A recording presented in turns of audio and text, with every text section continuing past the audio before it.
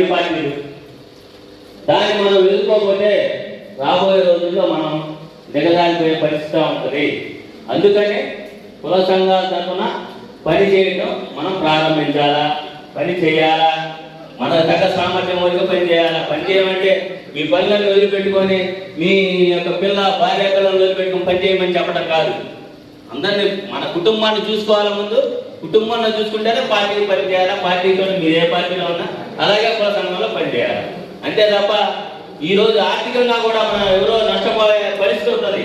పార్టీలో పనిచేసేటప్పుడు నేను పార్టీలో పనిచేస్తా ఉన్నాను, ఆర్థికంగా నష్టపోయే పరిస్థితి మనం చేస్తాము, నష్టపోతాం. కానీ మనం ఆదుకునేవాడు కూడా ఎవడు ఉన్నాడు. అందుకనే ఒకటి గమనించండి, మీ కుటుంబాన్ని ముందు మీరు గౌరవించడం, కుటుంబాన్ని పోషించడం జాగ్రత్త చేసుకోండి.